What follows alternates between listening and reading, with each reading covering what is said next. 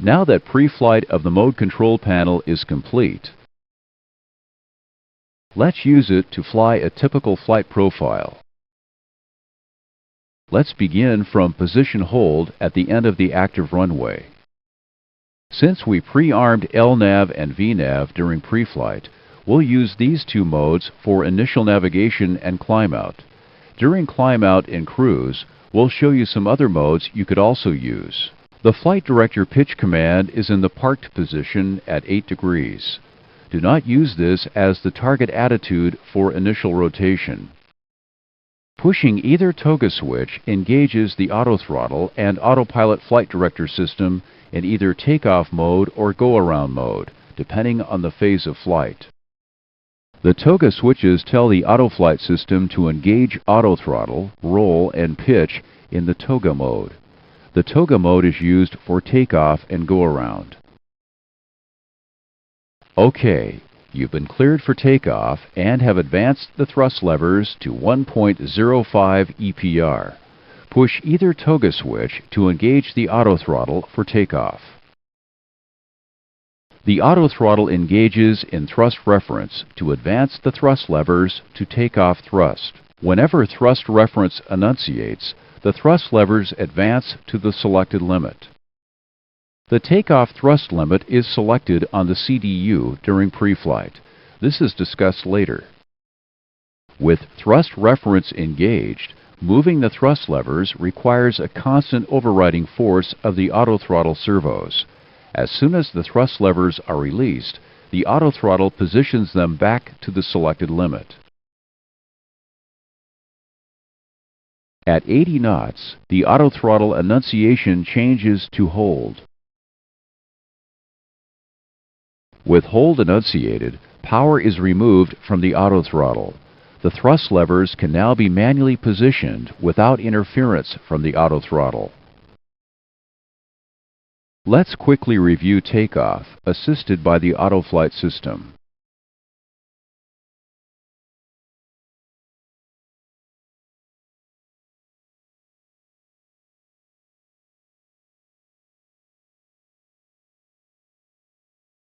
After rotation at VR, allow the Flight Director pitch bar to stabilize at the initial climb attitude before following its commands.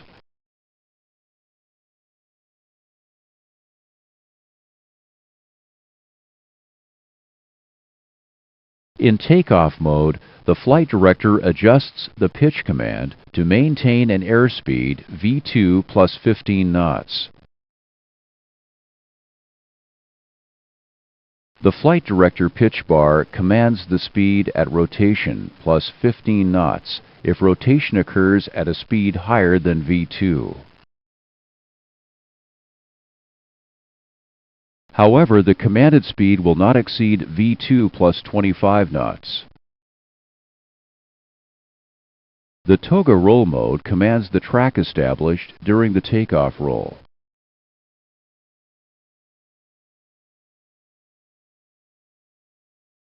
With LNAV armed, it engages at 50 feet. LNAV mode gives roll commands to fly the flight plan route. This lateral route is constructed by the FMC, which is based on the flight plan you entered into the FMC during pre-flight. FMC route entry is discussed in another lesson. With VNAV armed, it engages at 400 feet.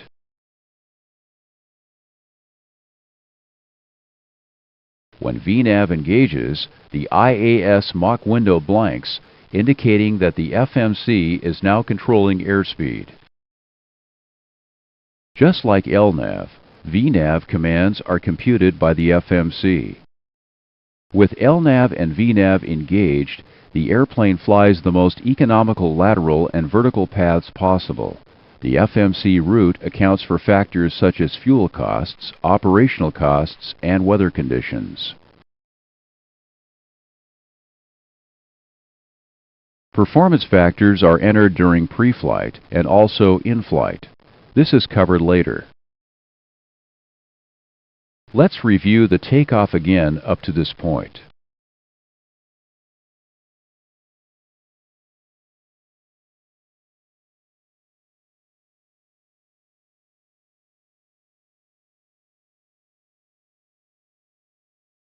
Up to now, you have been manually flying the airplane using the flight directors for guidance.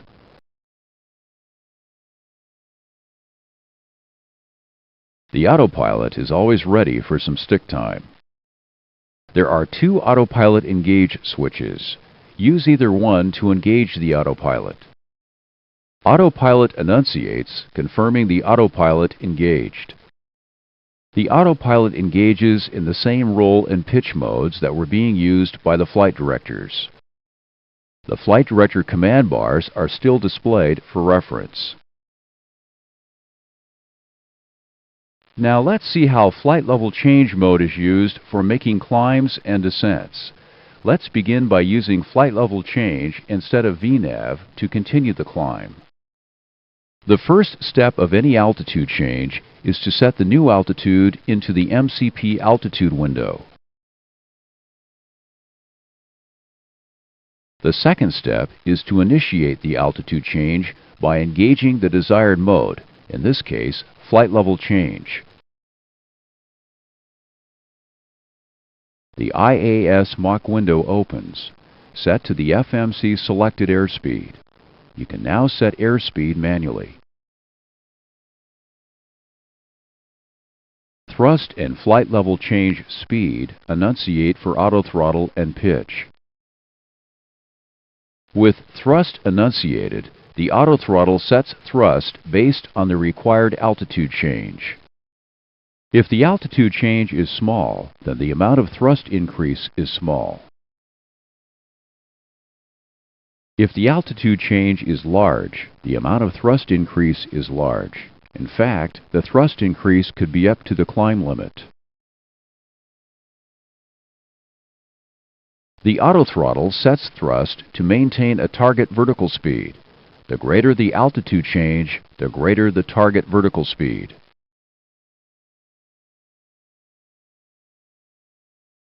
When speed appears with the pitch enunciation, pitch controls airspeed. So airplane pitch is adjusted to maintain the speed selected in the IAS Mach window. Passing through transition altitude, accelerate to climb speed. The FMC shows the Econ climb speed. Set the climb speed on the MCP.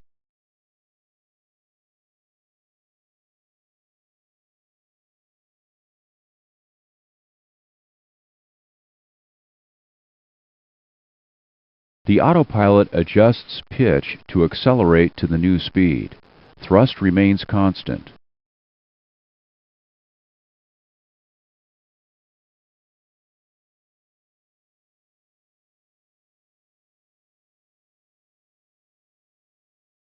Now let's look at level off, beginning with altitude alerts.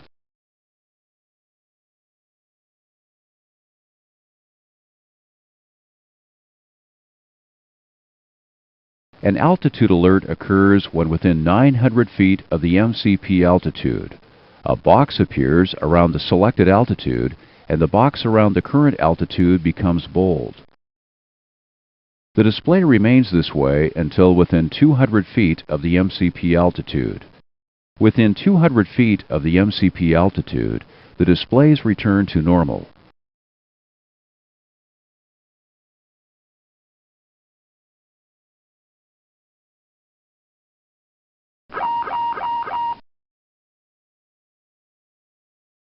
After level off, an altitude deviation alert occurs 200 feet away from the MCP altitude. The PFD altitude box changes to amber, along with the ICAS alert message, master caution, and caution beeper. The caution clears when the airplane returns to within 200 feet of the selected altitude.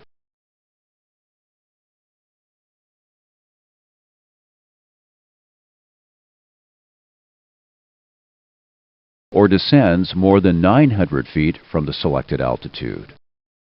When approaching the MCP altitude, altitude automatically engages. The autothrottle engages in speed and now controls airspeed. After level off, the selected altitude is maintained and both the autothrottle and the pitch enunciations remain the same. You may have noticed a pattern with the thrust and pitch modes. Almost always, one mode controls airspeed, while the other mode controls the vertical path. The enunciation speed indicates which mode is controlling airspeed. In this case, autothrottle controls airspeed. Therefore, pitch maintains the vertical path or altitude. In flight level change, the modes are reversed. Autothrottle controls the vertical path, while pitch controls airspeed. To help illustrate the difference, set the FMC recommended econ speed for cruise into the MCP. Since the thrust mode is speed, the thrust levers advance to accelerate the airplane to the new airspeed. Pitch changes very slightly to maintain altitude at the new airspeed.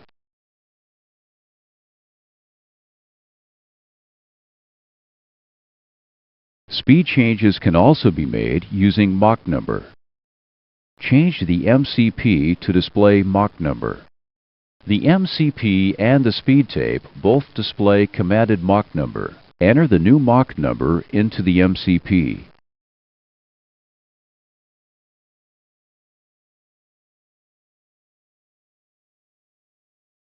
Now let's look at how the altitude hold switch can be used. It can be used to interrupt a climb or descent. Use flight level change to descend to the new cruise altitude.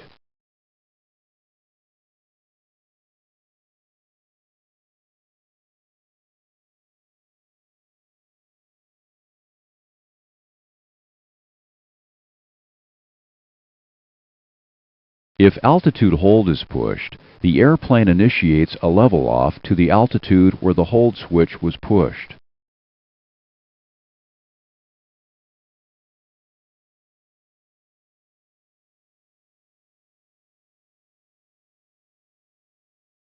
Use altitude hold to comply with the clearance.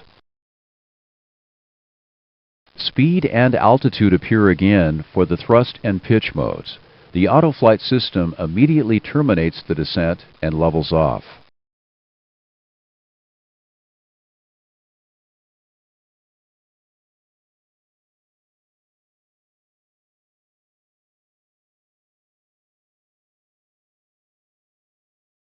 Continue the descent to flight level 210 using flight level change.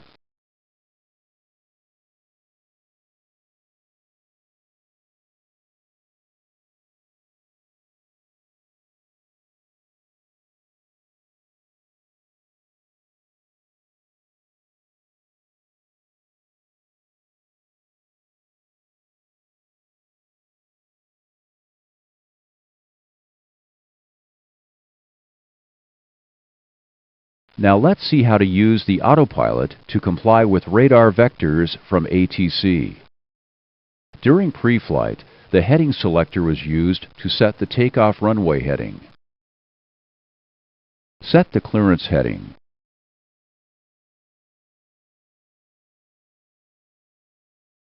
Heading Select is engaged by pushing the Heading Select switch. The Heading Select switch is located on the end of the heading selector. Push the Heading Select switch to engage the Heading Select roll mode. Heading Select enunciates on the PFD, and the airplane turns the shortest direction to the selected heading. Once Track Select or Heading Select is engaged, turning the heading selector to a new heading turns the airplane in the direction the selector knob was turned. Now let's use Track Select mode to comply with this clearance.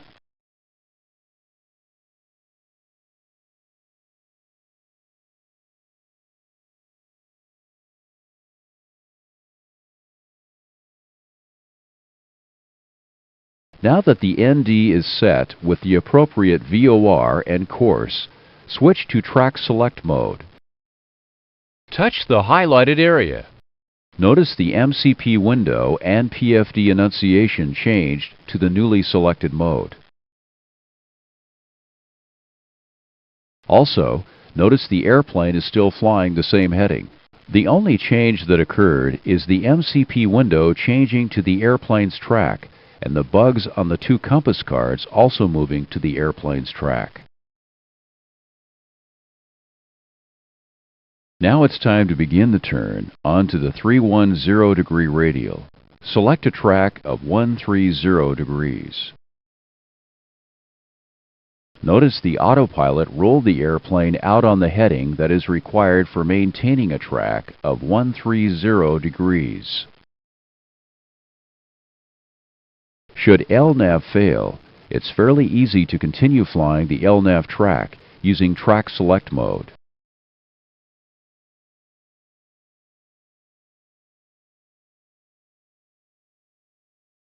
By using Track Select mode, a desired ground track can easily be maintained without having to guess at headings and wind correction angles. Now let's look at the heading track hold switch. Pushing the heading track hold switch engages the heading hold or track hold mode. Engage the track hold mode. The current heading or track is maintained.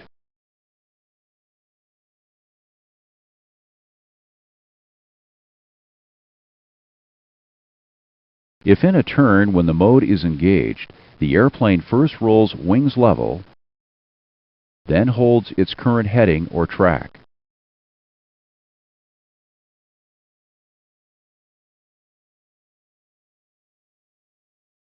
The maximum bank angle used in the heading and track roll modes can be adjusted to any of these settings. The bank limit selector functions in the heading and track select modes only. It has no effect on LNAV. The bank limit selector is the outermost rotary selector. It is used to set the bank limit.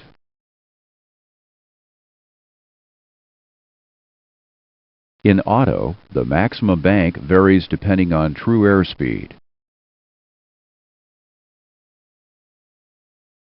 Comply with the clearance. First, change the heading track reference to heading.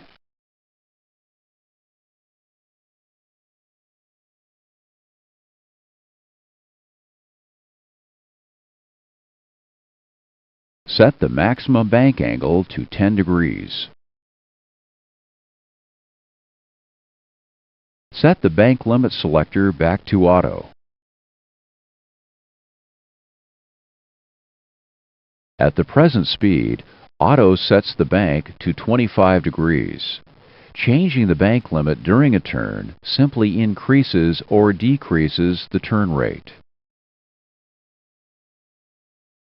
Now let's look at some of the autothrottle controls. There are two ways of disconnecting the autothrottle. You can position the autothrottle arm switches to the off position, or you can push an autothrottle disconnect switch. An autothrottle disconnect switch is located on each side of the thrust levers. Either switch disengages both servos. If disconnected by the autothrottle arm switches, the autothrottle is no longer armed. None of the autothrottle modes are available. If disconnected by the autothrottle disconnect switch, the autothrottle remains armed.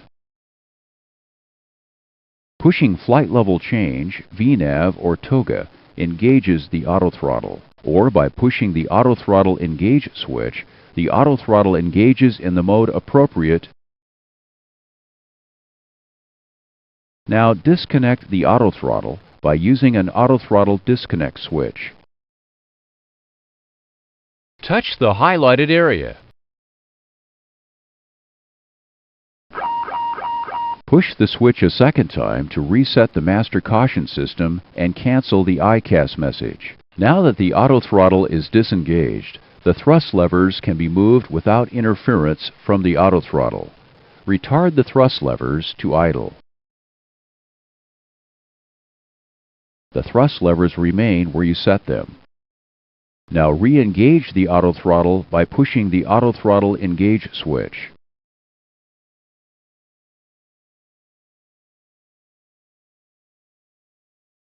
The autothrottle engages in the mode appropriate to the currently engaged pitch mode. In this case, since altitude is the engaged pitch mode, the autothrottle engages in the speed mode. This completes the instruction.